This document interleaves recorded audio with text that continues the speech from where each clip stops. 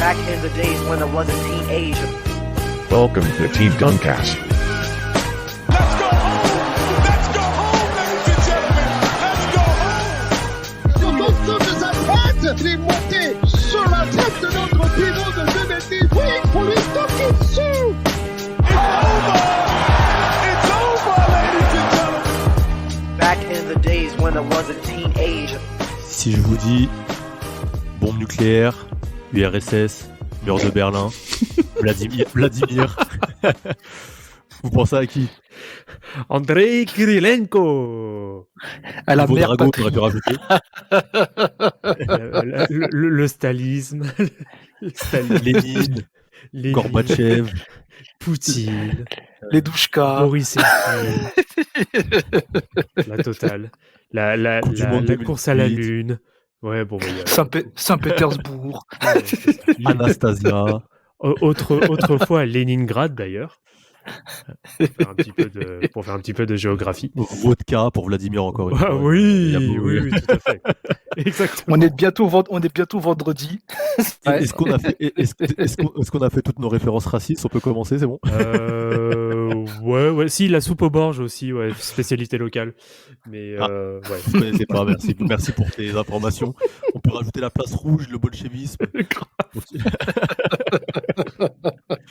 Donc, L'armée rouge, vas-y, balance.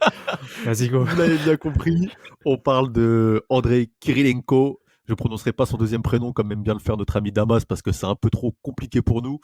Les gars, ça évoque quoi pour vous, Kirilenko, Paul? Ah, Kirilenko, pour moi, ça évoque quelqu'un qui est polyvalent. C'est la polyvalence, je pense, la polyvalence à incarner. Donc, c'est quand même un joueur qui côté offensif et défensif, avait une estime. Enfin, je pense que dans la ligue, on l'estimait beaucoup par rapport à ça. Donc, pour moi, quand je pense à Kirilenko, c'est vraiment ce côté efficace du côté du terrain.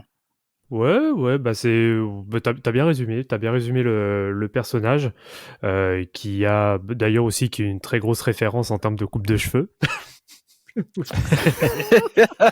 Ça et de tatouages dégueulasses dans le dos aussi. Mais non, bah sinon, ouais, bah c'est un peu l'ambassadeur hein, quand même hein, on va dire du basket russe en NBA. Ce n'est pas une antithèse hein, d'avoir des communistes. C'est pas Victor Kriapa? C'est pas Victor Kriapa. Ou Sacha Kaon. Non, mais voilà, bah, c'est clairement l'ambassadeur du basket russe aux États-Unis hein, pour le coup, qui a eu une carrière qui est quand même très honorable. Hein. Bon, on reviendra un peu plus en détail sur tout ça, mais qui a été, on va dire un peu divisé, quasiment on va dire divisé en deux. Parce qu'il y a quand même une grosse partie sur le championnat européen hein, sur lequel surtout il a fait ses gammes et derrière surtout le Jazz quoi de Utah. Donc bon, je pense qu'on reviendra de toute façon sur ce sujet un petit peu plus tard. Mais c'est bien que tu en parles du Jazz parce qu'en fait je trouve que c'était la franchise parfaite pour un mec qui avait aussi peu de flow d'atterrir là-bas.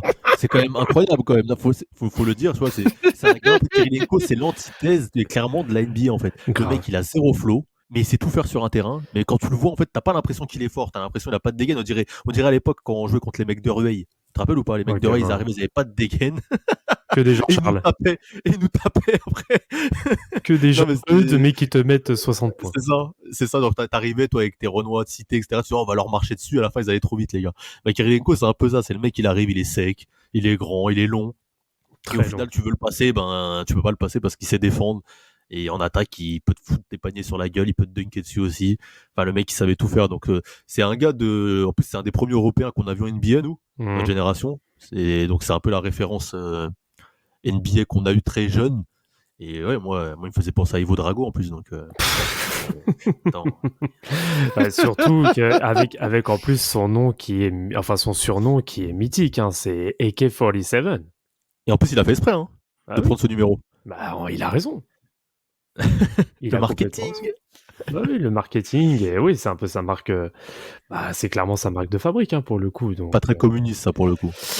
Ouais, bon, on va éviter de rentrer dans ces considérations. Je veux pas me faire de. Mais je pense qu'il a été aussi un peu aidé parce qu'à la base, il avait le numéro 12 et comme il y avait un joueur qui l'avait déjà, il s'est quand même rabattu sur le 47, mais de base, je crois que c'est dans mes souvenirs, quand il était en Europe, il jouait avec le numéro 12, si je dis pas de bêtises. Mais après, quand il arrive en NBA, bah forcément le numéro était déjà pris, je crois, en plus par un, je sais plus comment il s'appelle, j'ai oublié le nom du gars, en fait un mec qui venait vraiment d'arriver, vraiment il a coupé l'herbe sous le pied, et forcément c'est devenu mythique parce que le AK-47, déjà, en plus c'est une arme qui est hyper efficace, donc c'est vrai que pour le coup ça colle très bien à l'image du type. Ouais, carrément. Mais ouais, non, bah, on va peut-être déjà commencer par un peu le début de sa carrière.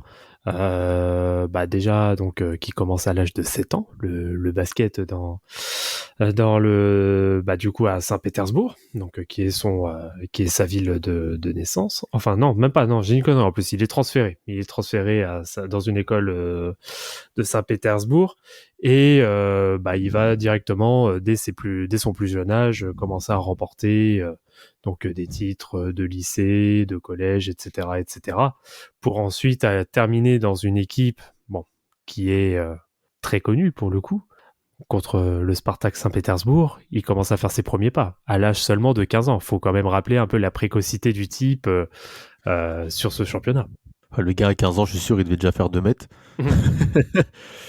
Et en plus, c'est ce qui est important aussi dans cette histoire, c'est qu'après ça, en 1997, il me semble, il va au tournoi qui est organisé par Adidas à Moscou. Et donc, ça lui fait quand même une bonne publicité pour un jeune Russe de se faire remarquer, on va dire, par un sponsor et même par les Américains qui vont commencer à scouter l'Europe à cette période-là. Enfin, surtout, c'est les générations des débuts des années 80. Il fait un concours de dunk, je crois qu'il remporte devant Karim Abdul-Jabbar, donc c'est pas n'importe qui. Hein, Reda nous ne laisserait pas dire ça. Le GOAT de Reda, tout à fait. C'est ça. Et ensuite, bah, il enchaînera après sa saison au Spartak, du coup, par partir au CSKA Moscou, qui est quand même une référence dans le basket européen depuis toujours, enfin depuis quand même un bon moment. Et c'est là qu'on va commencer à voir qui est vraiment AK-47 pour le grand public. Bah là, ça va commencer clairement à se montrer. T'as comment dire, Polo, t'as des petites anecdotes ou peut-être des faits d'armes sur le championnat russe de Kirilenko, ou même lorsque ouais, non, mais en vrai, il faut aussi préciser que c'est grâce au coach Stanislas Eremim qui a place de beaucoup d'espoir en Kirilenko, parce que c'est vrai que, comme tu disais au début du podcast, il n'a pas la dégaine du basketteur qu'on rêve d'avoir, mais il est très efficace sur le terrain. Donc je pense que le coach s'est dit, bon, celui-là, je vais le formater, je vais en faire une arme de guerre, et il a eu raison, c'est-à-dire que il a permis à Kirilenko de s'épanouir et de devenir le joueur hybride.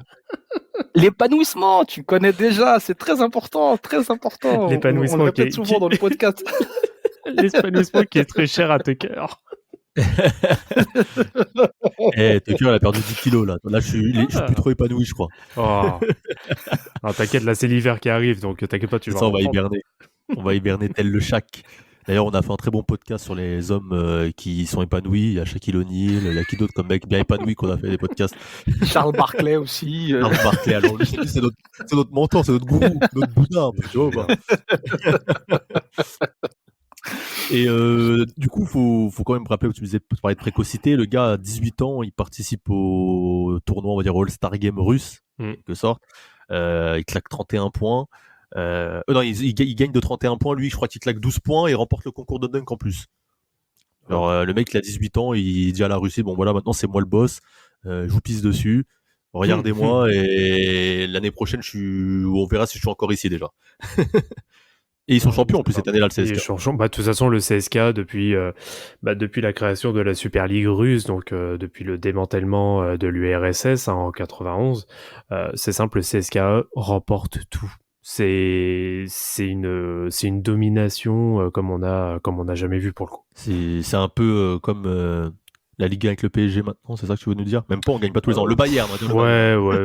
C'est peut-être plus le Bayern. Pour nos amis footeux du libéraux, voilà, c'est le Bayern, le CSKA. C'est ça. Mais donc il y a ça, et en plus donc en effet, déjà à 18 ans, donc il domine clairement sur le championnat russe, hein, déjà depuis 2 petites années. Et derrière, il devient aussi en fait, tout simplement, le joueur international drafté le plus jeune de l'histoire. Donc à 18 ans, 132 jours, il se fait drafter donc à la 24e position 99 de la draft 99 par le Utah Jazz. Et ça, Polo, je sais pas ce que t'en penses. Moi, je me rappelle qu'à l'époque, Kirilenko, pour moi, c'était la star européenne en NBA quand j'étais jeune. Genre, tu vois, il y a eu Parker après qui est arrivé, Nowitzki qui a percé et Ginobili en par de basket international, on va même élargir. Mais tu vois, Kirilenko, il avait une image, c'est parce qu'il était directement ready. Tu vois, il est arrivé en NBA, il était directement prêt. Et c'était un peu on voyait lui comme une future star en fait. Ça devait être un crack quand il est arrivé au Jazz. Ouais, exactement, exactement. Et je pense qu'il y a même, je pense, Ubi Brown, le commentateur, analyste et ancien coach, qui avait décrit comme un talent vraiment encore brut, assez athlétique et qui a un jeu très à l'aise en mouvement. Et c'est vrai que on avait déjà cette image d'un joueur qui était déjà prêt, mais on se rendait pas compte qu'il avait ce talent-là et qu'il allait s'exprimer avec le Jazz. Mais comme tu as dit, je pense que c'est la franchise qui lui correspondait le mieux parce qu'il n'y avait pas de dispersion, c'est-à-dire qu'il est vraiment arrivé dans un coin où il pensait qu'au basket. C'est-à-dire, il n'y avait pas de. Si tu vois comme toi, qui est un très grand fan de LA, il n'y a pas les boîtes de nuit, il n'y a pas les à côté. En fait, tu vas, il fait froid et tu bois. Des belles balades en montagne, certes, mais en vrai, tu te concentres sur ton activité première qui est le basketball. Il n'y a pas de. Ça lui rappelle la Sibérie, c'est pour ça. Ça devait lui rappeler la Sibérie. C'est vrai que pour le coup, il est pas trop. Oui, il est pas trop dépaysé, ouais, c'est ça, clairement. Mais après, alors aussi, l'anecdote par rapport à sa draft, ce qui a surtout joué en sa faveur, c'est que il y avait donc une franchise WNBA qui était tenue notamment par les Mormons, qui était donc le Utah Stars, et qui possédait surtout de nombreux scouts sur le sol russe pour détecter des espoirs féminins, en fait. Et c'est là où en fait ils sont tombés par hasard sur Kirilenko, et apparemment ça a été quand même assez convaincant pour que ces scouts puissent justement aussi convaincre le board de Utah pour s'y intéresser. Bon, après, ils vont pas non plus le draft. Enfin, ils l'ont drafté, mais ils vont pas non plus le recruter dans la foulée, car il y a toujours aussi le duo Stockton-Malone qui arrive un peu en bout de souffle. Et justement, est-ce que c'est pas une erreur, ça, de pas l'avoir fait venir directement pour accompagner les deux vieillots en 99, pour une sorte essayer d'aller retourner en finale ou quoi, tu vois. Sans faire de mauvais jeu de mots, pour faire une bonne passation d'armes, mais ça peut. Ouais, ça aurait peut-être pu jouer, ça aurait peut-être pu être pas mal pour eux, mais bon, ils se sont pas pressés pour le faire rentrer, donc il a continué à faire justement un peu son CV, toujours avec le championnat européen, avec l'Euroleague notamment. Donc c'est là qu'il va confirmer en plus sur la saison 99-2000 avec trophée du meilleur joueur russe donc du championnat, avec aussi une précocité qui est validée par 2 titres consécutifs. Bon, voilà. Et ensuite à l'échelon international, il arrive quand même à avoir de bons résultats, même si derrière le CSKA se fait éliminer, je crois que c'est en 8e de finale par le Cibona Zagreb. Mais bon, il va quand même, sur la série, il va quand même cumuler au total 45 points et 19 rebonds. Donc je pense que c'est déjà pas mal en termes de CV pour la suite. Ouais, et comme tu dis, faut bien le préciser, il n'a pas encore 20 ans quand il fait tout ça, hein. Donc c'est ce qui est fou, c'est que ça lui permet aussi, comme tu as dit, de rejoindre l'équipe nationale, de faire les JO de Sydney. Donc il est quand même second meilleur scoreur de l'équipe, meilleur rebondeur de l'équipe et meilleur intercepteur. Donc on voit déjà que l'acronyme de AK-47 commence à prendre tout son sens, c'est-à-dire que il est vraiment polyvalent dans le jeu. Et puis c'est quelqu'un comme on a vu sur les vidéos, puis même par rapport à son parcours, c'est quelqu'un qui sent le jeu. C'est vraiment quelqu'un qui analyse bien le jeu, et ça va l'aider pendant toute sa carrière. C'est clairement ça, c'est clairement quelqu'un qui ne force pas. En fait, il laisse complètement le jeu venir à lui, et justement le fait de sa grande polyvalence lui permet justement de pouvoir évoluer sans avoir à forcer quoi que ce soit, car il est bon scoreur et aussi excellent défenseur. C'est vrai que c'est quelque chose qu'on met pas forcément en avant le concernant, mais c'est l'une de ses principales qualités, c'est d'être très dur sur l'homme. Alors, en plus, il a de très longs segments, donc ce qui l'avantage forcément vis-à-vis de ses adversaires. Sachant que Kirilenko, faut rappeler que c'est un ailier shooter de base. Donc, au vu de ses dimensions, il pouvait prendre que le dessus sur ses opposants. Bah, du coup, première saison NBA, il tourne déjà à 10 points de moyenne. Si je dis pas de bêtises. C'est ça. Il tourne déjà à 10 points de moyenne. Il participe au Rookie Game à l'époque. Du coup, on voit déjà que c'est un bon défenseur. On voit ses qualités. Mais il y a un truc peut-être que moi, je peux pas dire un point faible, c'est que je trouve physiquement, il est un peu léger. Et ça va se ressentir dans la série de playoffs directement au premier tour là, contre les Kings, où j'ai l'impression que Pat, il se fait bien bouger physiquement. Et il y a des matchs où il est un peu pas en dedans, mais où tu vois qu'il a du mal à suivre un peu le rythme. Surtout que les Kings à l'époque, c'est une équipe qui jouait quand même vite par rapport au reste des autres équipes NBA. Et tu as l'impression athlétiquement, il n'est pas au point encore. Que ça lui change. Oui, bah ça lui fait quand même une sacrée différence parce que déjà rien que physiquement, à l'époque, il y avait quand même un écart qui était très conséquent entre les championnats, on va dire nationaux européens ou même les championnats d'Europe avec l'Euroleague, comparé à ce que la NBA pouvait proposer. La NBA avait plus de 10 ans, on va dire, d'avance, ne serait-ce que athlétiquement parlant, sur la NBA, sur les championnats européens. Donc oui, t'avais forcément un décalage, mais bon, il s'en sort pas si mal que ça. Mais alors après, au fur et à mesure, bon, il a quand même quelques bonnes saisons, notamment défensives, avec un scoring quand même qui est assez régulier, mais comment dire, il n'est pas au rendez-vous des attentes qu'on pouvait avoir. Il n'arrive pas à passer un cap. C'est ça, exactement.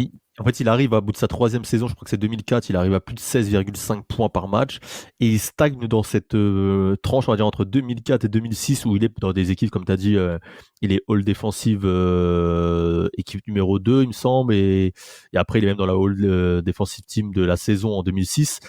Mais il est même All-Star Game aussi en 2004, si je dis pas de conneries. Ouais, une fois All-Star, ouais. Ouais, il est All-Star aussi en 2004, mais il n'arrive pas à passer ce cap qu'un Nowitzki, par exemple, va réussir à passer après. On a l'impression qu'il ne progresse plus, en fait. Il atteint un peu son plafond de verre. Et est-ce que après, c'est parce que le Jazz aussi s'affaiblit?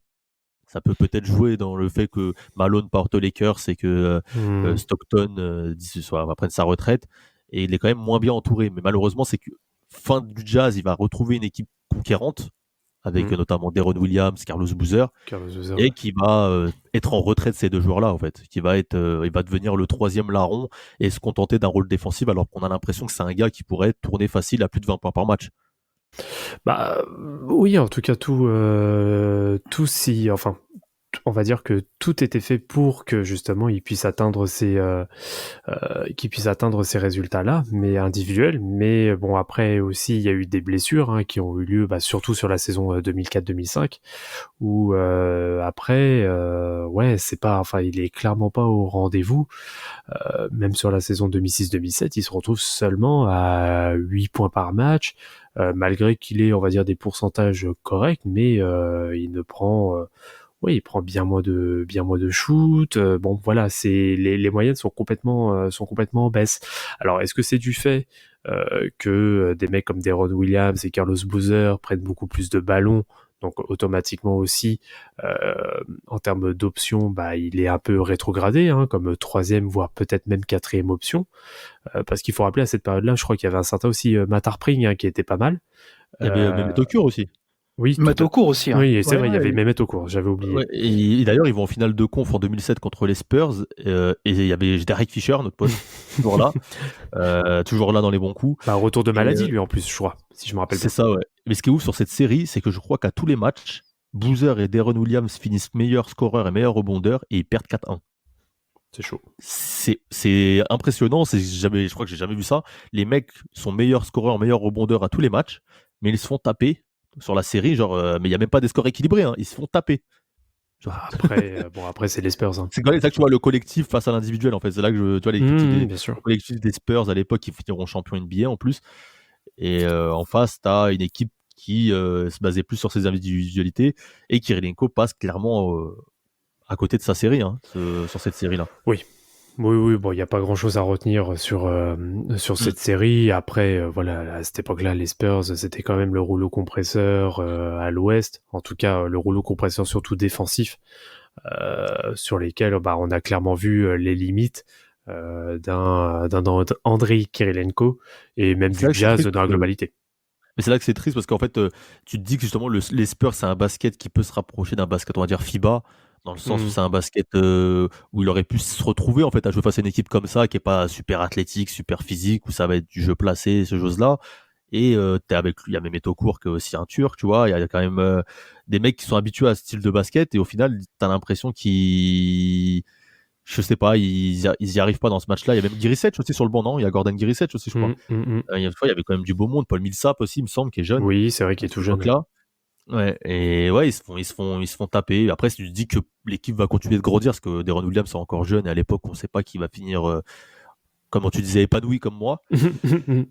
Mais ouais, en tout cas, Kirilenko est décevant sur cette série. On espère après que c'est le retour des blessures et que la suite va être belle, mais malheureusement, il n'arrive pas forcément à remonter la pente et il reste stable dans ses statistiques, on va dire. Il reste à 11, 12 points de moyenne, mais ça décolle pas, quoi. Ça décolle pas. Alors après, il a quand même eu un bon épisode avec l'Euro 2007, où il a quand même tenté de se relancer, où il a été très bon. Donc, Russie qui est championne d'Europe, je crois, si je me rappelle Et il bien. nous tape en plus, si je dis pas de conneries. Oui, c'est ça. En 2007. Il nous tout tape. À fait. Et la France, j'avais la haine, j'avais regardé ça sur Sport+. Il y avait Fred Weiss dans l'équipe, Tony Parker, Pietrus, il y avait tous les mecs qu'on connaît, quoi. Et on s'est bien fait boire. Il y avait encore Laurent Forest. Ouais, Laurent Forest. Et comment il s'appelle Jeannot. Tu parles d'Aymeric Jeannot? Ouais, Aymeric Jeannot. Ouais. Mais je sais plus s'il y avait Mike Pietrus ou s'était déjà fait évincer. Mais c'est possible qu'il y avait encore Mike Pietrus. J'en ai plus la certitude. Mais d'ailleurs, la Russe qui était drivée aussi par David Blatt. Ouais, c'est ça. Et ouais, c'était David Blatt le coach de la Russie pour 2007. Et c'est là aussi qu'il faut se rappeler la bonne époque du basket bien défensif, parce que la finale, donc c'est contre les Espagnols. 60-59 le score. Un basket chatoyant. Et nous, il nous tape en quart 75-71. C'était quand même serré.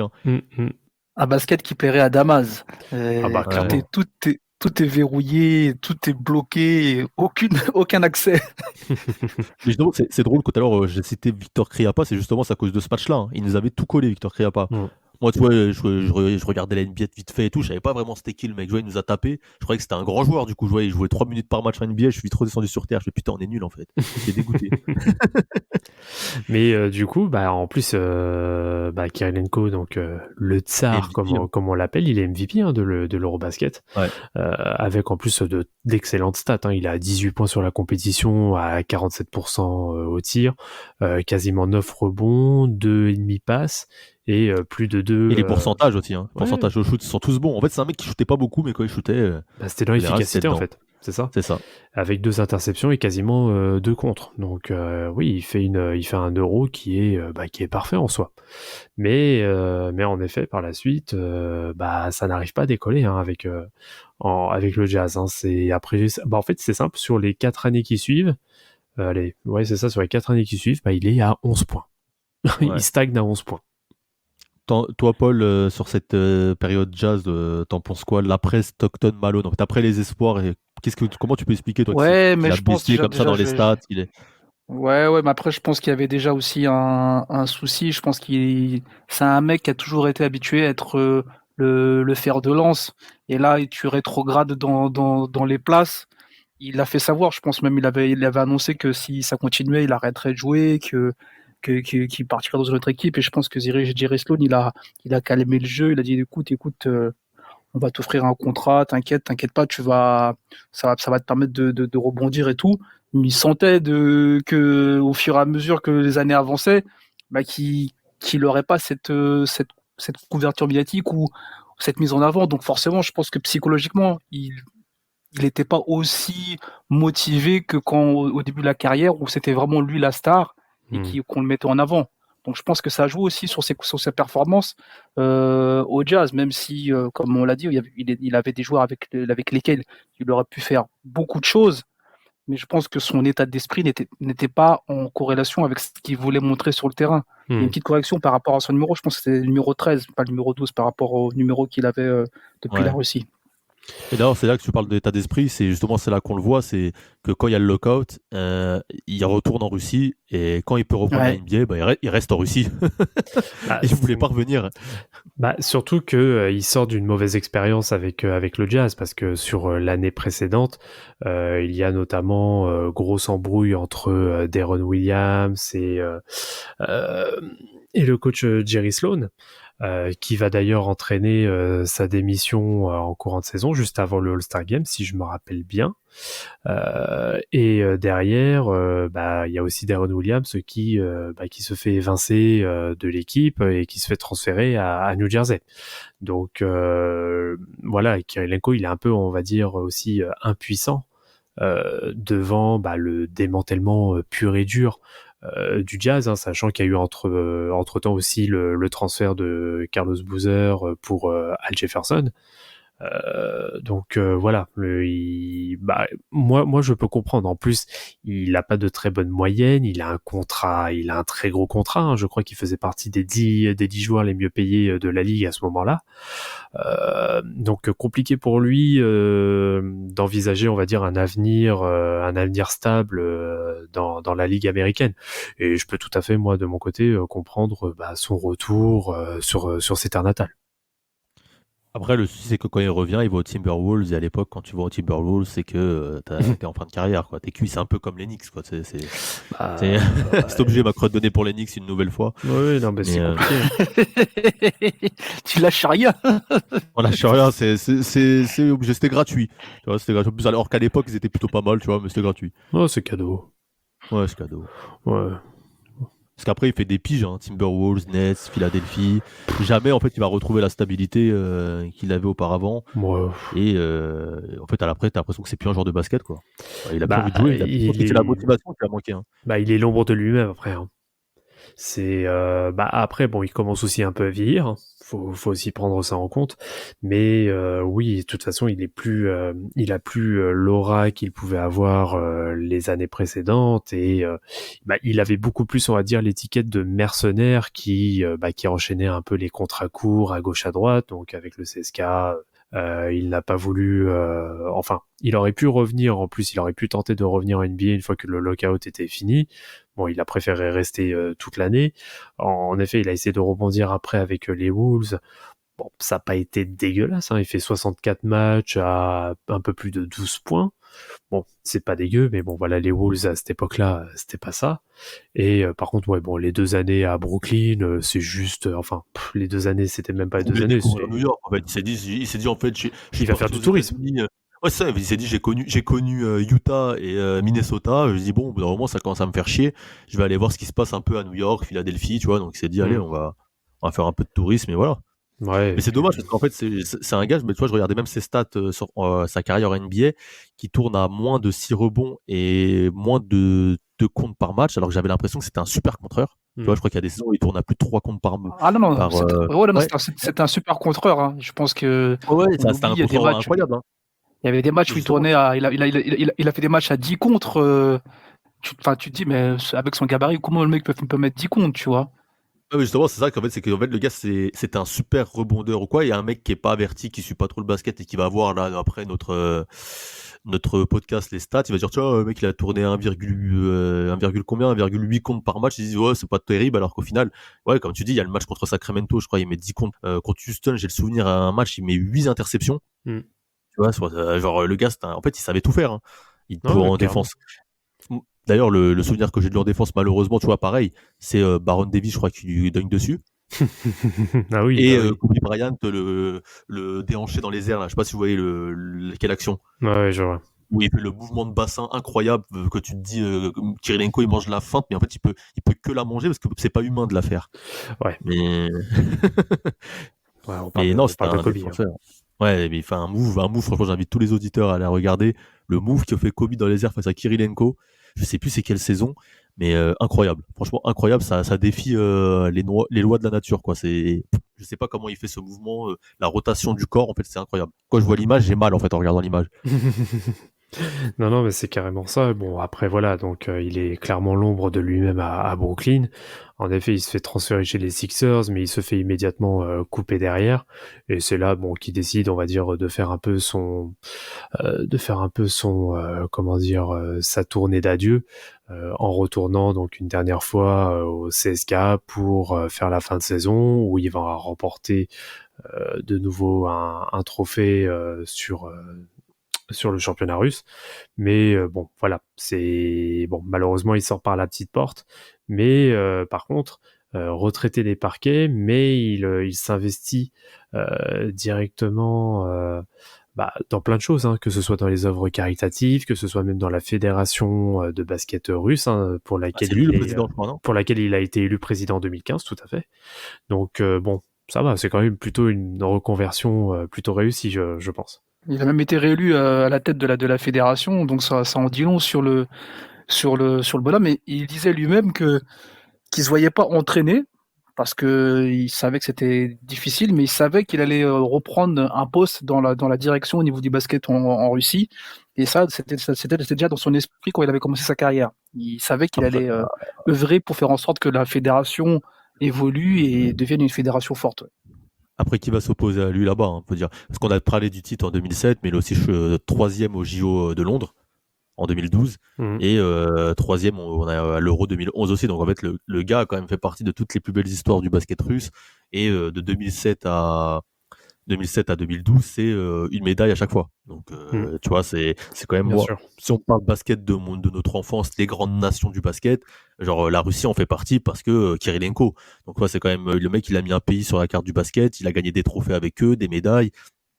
Les Jeux Olympiques, c'est pas pour rien, hein, avoir une médaille au JO, tu vois, c'est pas un pays de basket de base, la Russie, tu vois, c'est le gars, clairement, dès qu'il porte le maillot de l'équipe nationale, faut le dire, il a une autre mentalité, il a une autre envie, et tu sens qu'il est dans un autre mood, quoi, c'est pas la même chose. Ouais, bah c'est ça. Après, si tu refais un peu son palmarès dans la globalité, bon, il est quand même bien fourni parce que donc champion de Russie 99, 2000, 2012, 2015, MVP du championnat russe 2 fois, médaille d'or à l'Eurobasket 2007, médaille de bronze de l'Eurobasket 2011, médaille de bronze olympique 2012, MVP de l'Eurobasket 2007, MVP de l'Euroleague 2012, meilleur joueur européen 2007 et 2012, une fois All-Star, et il a été aussi 2 fois dans les équipes, 3 fois même dans les équipes All-Defensive et All-Rookie Team. Franchement, ça va, c'est quand même très honnête. Ouais, mais tu vois, pour le coup, tu vois, son palmarès, c'est un palmarès qui est honorable. En fait, on a un goût d'inachevé parce qu'on se dit que ça aurait pu être beaucoup plus, Oui. en fait. Tu vois, mais c'est comme actuellement, si on peut parler du basket actuel, un gars qui pourrait lui ressembler un minimum, ça serait un peu Porzingis, tu vois, qui a pas le même style de basket, mais qui a un peu, Ouais. tu sais, qu'on sent que le mec a du talent, mais que t'as l'impression qu'il veut pas se faire du mal, quoi. Ouais, Il a pas envie après Porzingis, faudrait qu'il défende un peu plus encore. Oui, après je parlais pas dans le C'est style de ça. jeu, je parlais pas dans le style de jeu, hein, je parlais plus dans le mood. Ouais, Tu vois que j'ai le mec compris. a du talent, il est un peu longiligne, tu vois, mais bon, c'est un branleur, quoi. Tu vois, il s'en fout. Bon, après, il a l'air de s'être réveillé à l'instant T où on fait ce podcast là, il est pas mal, mais bon, il y a un goût d'inachevé avec Porzingis, tu vois, pour l'instant, et j'espère que ça va pas suivre le même chemin. D'ailleurs, il est fan de Kirilenko, hein, Oui, Porzingis, hein. bah, bon, en même temps, ex-Russie, hein. Enfin ex-URSS. Hein. C'est quoi Porzingis déjà? C'est quoi? C'est un laiton. Laiton, ouais. C'est un laiton. Ouais. Donc ouais, donc bah voilà. Ouais, moi je serais bien curieux quand même d'avoir aussi l'avis des auditeurs parce que c'est vrai que Kirilenko c'est pas forcément un joueur qui nous vient directement en tête. Donc n'hésitez pas à nous faire part un peu de votre avis sur ce joueur qui peut, je pense aussi un petit peu diviser, même si on va dire qu'on a une certaine sympathie pour son profil. Bah, si vous avez un truc à retenir, vous, de lui, les gars, un événement, on va dire, qui vous a marqué, peut-être vous plus jeune, un souvenir de lui sur le terrain, qu'est-ce que vous retiendrez, Paul, peut-être en premier? Alors moi, ce que je retiens, c'est le fameux 5x6, parce que c'est vrai que c'est l'un des seuls joueurs avec Hakim Olajuwon, je crois, avoir faire un 5x6. Et c'est vrai qu'on se demande, mais tu regardes ça. C'est un peu, pour moi, c'est un peu comme Tim Duncan. Tu regardes le match et puis tu regardes la fin, tu dis, mais merde, il a fait tout ça pendant le match. Et pourtant, t'as pas l'impression quand tu regardes le match qu'il a fait tout ça. Tu te dis, mais c'était où? Parce que moi, j'ai regardé le match tout le temps et je vois pas tout ça. C'est vrai que pour moi, c'est un peu cette image que j'ai de lui, c'est-à-dire que tu regardes les matchs, t'as pas l'impression qu'il pèse sur le match, et puis à la fin, tu regardes, tu dis, ah ouais, ok, d'accord. Des interceptions, des rebonds, des contres, des points. Ok. Je m'y attendais pas, mais ça a l'air d'être valide. Ça tient la route. C'est vrai.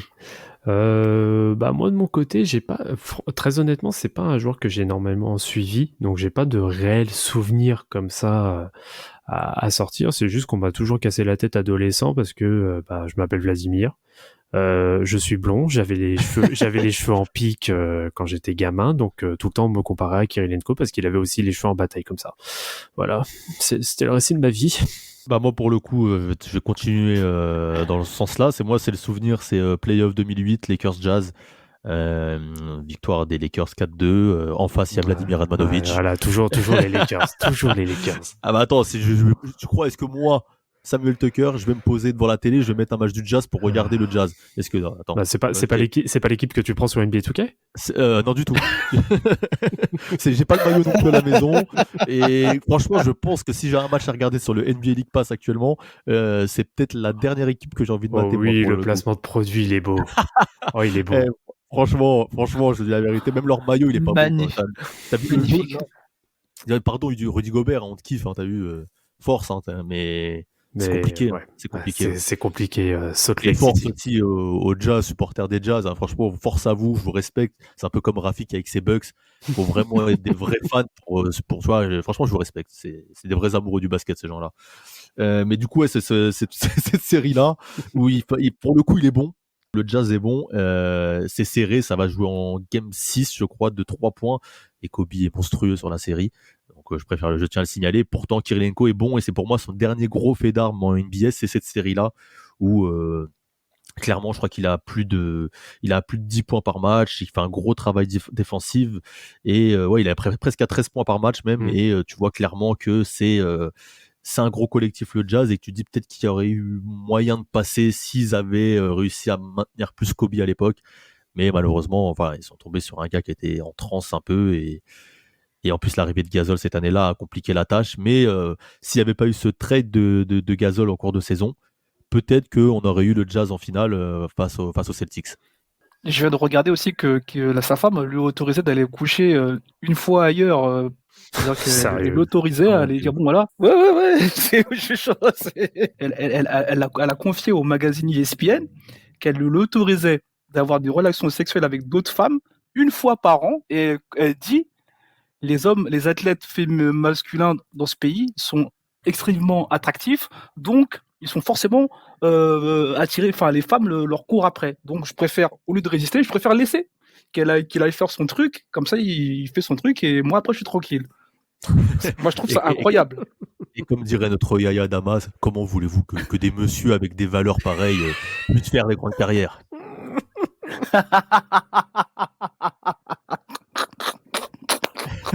Moi je trouve ça incroyable, hein. C'est ouf.